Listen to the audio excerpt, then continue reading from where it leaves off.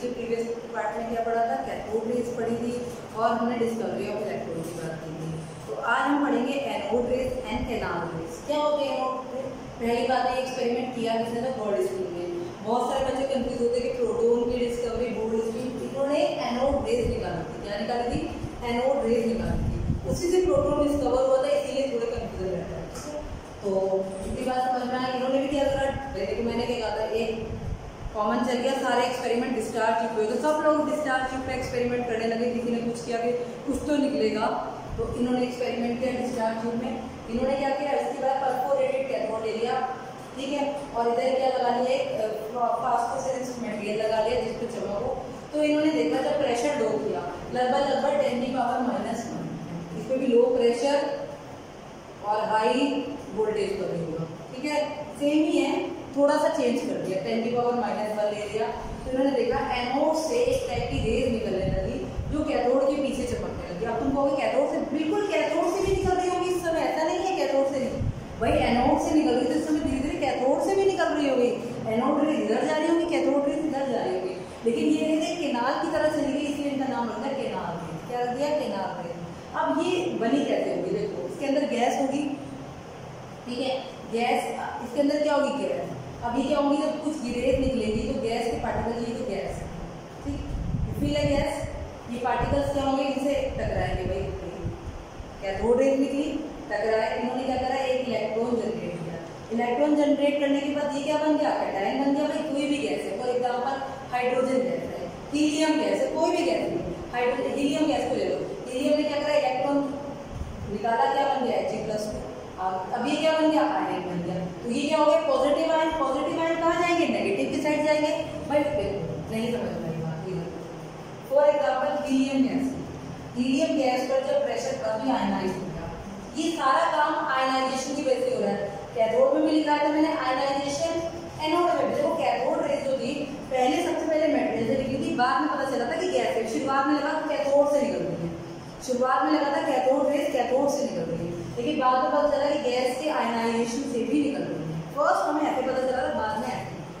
तो क्या होता है कि गैस आयनाइज हो जाती है, He+2+2 इलेक्ट्रॉन, दो इलेक्ट्रॉन निकल गए। ये इलेक्ट्रॉन कहाँ चलेगा, एनोड की तरफ चलेगा, फिर नेगेटिव था, ये पॉजिटिव है, ये कहाँ जाएगा, ये कहाँ जाएगा, कैथोड की साइड जाएगा। तो ऐसे ही कई सारे पॉजिटिव मिलकर कहाँ गए, कैथोड की साइड गए, और उन पॉजिटिव की जो रेज बनी थी उन्हें क्या बोल दिया हमने, एनोड रेज बोल दिया। क्या बोल दिया, एनोड रेज।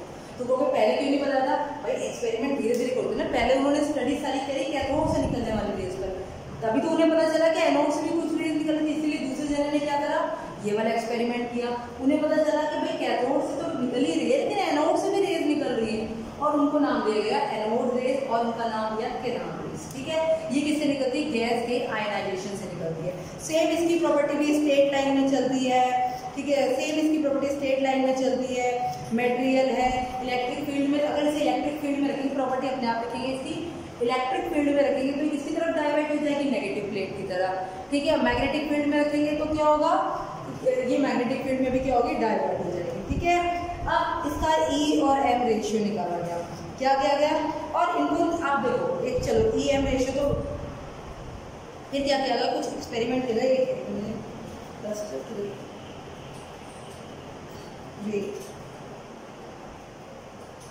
तो क्या गया, एक्सपेरिमेंट किए गए, ठीक है, और इन्हें 1 मिनट, जैसे ये पता चल गया ये पॉजिटिव रेज है, कैसी रेज है, पॉजिटिव रेज है, कैसी रेज है, पॉजिटिव। और जैसे उनको इनाम दिया था पार्टिकल का इलेक्ट्रॉन, इनको प्रोटॉन नहीं दिया गया, प्रोटॉन नहीं दिए, ये क्या थे, आयनाइज आयन। याद रखो एनोड रेज में आयनाइज आयन थे, प्रोटॉन नहीं थे, ध्यान रखना, बहुत इंपॉर्टेंट बात है। क्या थे, आयनाइज आयन थे, प्रोटॉन कैसे में भी बदला गया, इनका भी E/m का रेशियो, ठीक। फिर देखा गैस चेंज करी, इलेक्ट्रोड चेंज किया, रेशियो कुछ और आया, ठीक। फिर गैस चेंज करी, रेशियो कुछ और आ गया। ये दोनों रेशियो क्या थे, सेम नहीं थे। फिर बहुत सारी गैस की गई, तो ऐसे साइड ई और एम रेशियो क्या हो रहा है, चेंज आ रहा था। इसका मतलब इनका ई और एम रेशियो क्या होता है, इनका ई और एम रेशियो क्या करता है, गैस की नेचर पर डिपेंड करता है, नेचर पर डिपेंड करता है। एक तो ये बात समझ में आ गई हमें, उसका नहीं करता था, इसका करता था। तो इन्होंने क्या करा, सारी गैसेस डाल कर ई और एम का रेशियो निकाला, और इन्होंने क्या कोशिश करी कि हाईएस्ट क्या कहते हैं, हाईएस्ट ई और एम का रेशियो निकालते हैं। हाईएस्ट ई रेशियो कब आया? जब मास क्या था? लोएस्ट। मास क्या था? सबसे लो था। भाई हाईएस्ट ई अपॉन एम का रेशियो इन्होंने दिखाया तब निकला जब मास क्या था? लो। मास लो किसका होता है? हाइड्रोजन का। किसका होता है? हाइड्रोजन का। तो इन्होंने क्या करा? हाइड्रोजन को लेकर क्या करा इन्होंने? फिर प्रोटॉन बनाया। पहले मैं लिख दूं आपको इतना सारा, नहीं तो आप भूल जाएंगे। पहले मैं इतना लिख देती हूँ, फिर मैं आपको हाइड्रोजन की केस बताती हूँ, ठीक है? तो क्या है? They are made up of charge particle, they are travel in straight line, they are deflected towards negative plate in electric field, they are deflected in magnetic field. E m ratio depend upon the nature of gas taken in discharge. क्यों change होता है? भाई helium का मास अलग होगा, भाई ई और upon M ही तो है, इस पे चार्ज +2 आ रहा है, हाइड्रोजन पे +1 आएगा, नाइट्रोजन पे अलग चार्ज आएगा, तो सब पे क्या आ रहा है? अलग अलग चार्ज आ रहा है। नाइट्रोजन की बात आप करेंगे, अभी हम पॉजिटिव की बात कर रहे हैं। तो सबका मास अलग होगा, सबका चार्ज अलग होगा, तो इसका मतलब इसीलिए ई और एम क्या होगा? इसका डिस्चार्ज ट्यूब में जो गैस होगी उस पर डिपेंड करेगा। जो गैस पे क्यों डिपेंड करेगा? भाई गैस तो आयनाइज हो रही है। ये क्या है? आयनाइज एटम ही तो है। ये क्या है? Ionise atom. एक लाइन और लिख लो, anode rays are not proton gas particle. लिख लो, ये बात ध्यान रखनी चाहिए। Anode rays are not proton gas particle. Proton are not proton, anode rays are not proton, it is a gas ionized particle.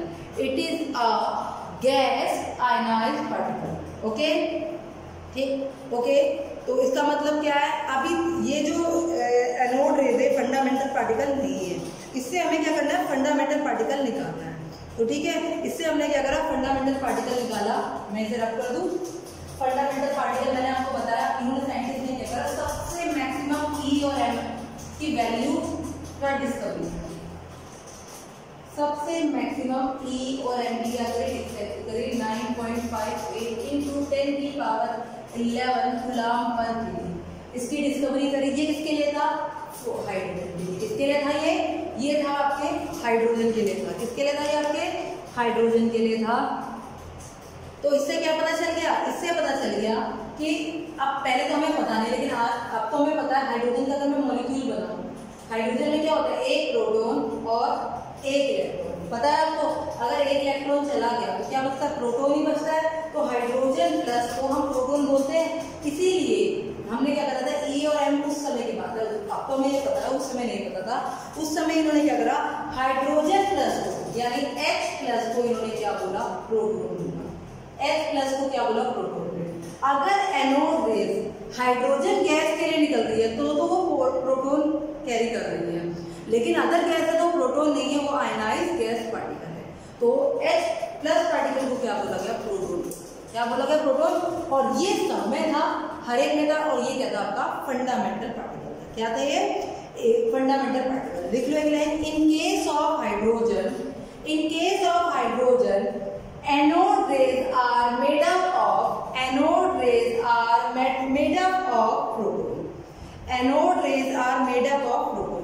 फिर इनका भी चार्ज निकाला गया। इनका चार्ज आ गया भाई 1.6 इंटू 10 की पावर -19 को माइनस में था, ये प्लस में था। इसका मतलब होता है ये क्या करता है? ये प्रोटॉन क्या है?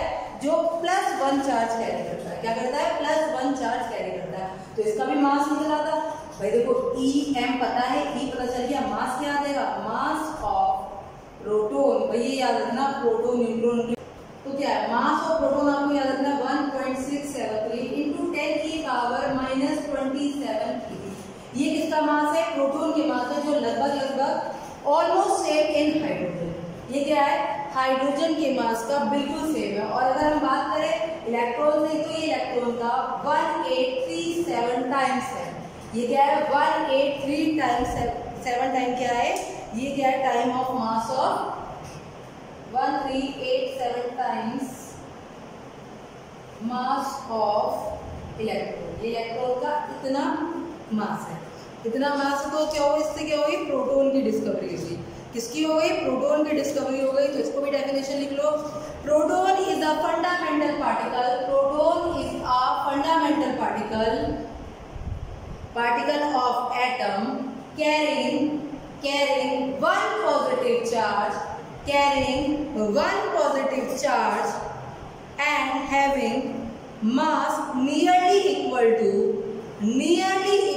To the mass of an atom of hydrogen, the mass of an atom of hydrogen, जो कि हाइड्रोजन के मास के क्या था, लगभग बराबर था। ठीक, अभी इसके बाद बहुत रेडियो एक्टिविटी हुई, फिर और सब चीजें हुई, बहुत सारी चीजें हुई, लेकिन और क्या हुई, न्यूट्रॉन की डिस्कवरी अभी थोड़ी लेट हुई, लेकिन फिर भी मैं आपको एक टेबल बना देती हूँ।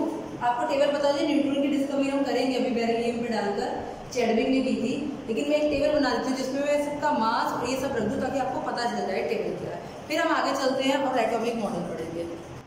तो ये क्या है, एक टेबल है। पार्टिकल क्या है, इलेक्ट्रॉन, प्रोटॉन, न्यूट्रॉन, इनके सिंबल क्या है, EPN। इलेक्ट्रॉन पे -1 चार्ज होता है, प्रोटॉन पे प्लस चार्ज होता है, न्यूट्रॉन पे 0 होता है। और अगर हम इनकी चार्ज कूलम में वैल्यू की बात करें तो 1.6 माइनस के 1 प्लस 1.6 × 10⁻19 और न्यूट्रॉन पे कोई चार्ज नहीं था। मास हमने इसका मास 9.1 × 10⁻31, 1.6 × 7.3, ये लगभग सेम है, थोड़ा सा हैवी है। ठीक है, AMU में इसके मास निकालेगा, इसीलिए इसे क्या करते हैं, 0 ले लिया गया, अप्रोक्सीमेटली 0 ले लिया। जैसे थॉमसन ने लिया था, आप लोगे रदरफोर्ड, बिल्कुल दोनों नाम प्रोटॉन में आते हैं। रदरफोर्ड, देखो रदरफोर्ड ने प्रोटॉन, मेनली रदरफोर्ड ने न्यूक्लियस डिस्कवर किया था, गोल्ड स्टील में प्रोटॉन पहली बार किया था, बट दोनों ही बुक में मानते हैं। वैसे आप नेट पे सर्च करो, जल्दी करो, दोनों ही नाम लेते हैं, गोल्ड स्टील और न्यूट्रॉन में पता है चैडविक ने की थी।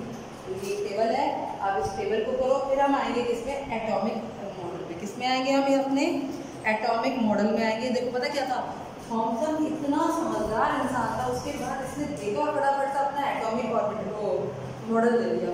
भले वो मॉडल फेल होगा, फिर भी उसे नोट पढ़ा और दे दिया। जैसे आप लोग भी जो जल्दी काम करता है, ऑब्वियसली पता चलता है वो जल्दी, तो चीज़ों को पढ़ो, समझो। प्लीज NCERT रीड जरूर करना, सब पढ़ेंगे। मैं पूरी बोर्ड पे NCERT नहीं लिख सकती बेटा, ये समराइज है, फिर मैंने काफ़ी ज़्यादा लिखने की कोशिश की है, ये समराइज है। आप NCERT के साथ बैठ के पढ़ेंगे, बहुत क्लियरली समझ में आ जाएगा। कोई डाउट है तो प्लीज़ पूछो, कोई दिक्कत नहीं। और पता है, इसे एक कहानी की तरह समझो। अगर आपके कंसेप्ट क्लियर है, मैं बार बार ये बात बोलती हूँ, चीज़ों को रटना नहीं है। इसका तो कोई क्वेश्चन नहीं तुम्हें पेपर में मिलने वाला है कि बहुत ज़्यादा मिल जाएगा। इलेक्ट्रॉन प्रोटॉन का मास लेने की जैसे लो प्रेशर हाई वोल्टेज पे नहीं, या EMF वैल्यू पे आ गया, ऐसे छोटे छोटे क्वेश्चन पिक हो जाते हैं, लेकिन ज़्यादा डिटेल में नहीं होते हैं। तो आपको मतलब ऐसा नहीं है कि सॉरी कि मेरे कहने का मतलब है कि डिटेल में नहीं जाना, इसको पढ़ो, क्लियरिटी करो। जहाँ आपके कंसेप्ट क्लियर होंगे, कुछ भी कोई भी कहीं से भी पूछ ले, आपको कभी दिक्कत नहीं। प्लीज नोट डाउन कीजिए, अगले टॉपिक में हम पढ़ेंगे। ठीक।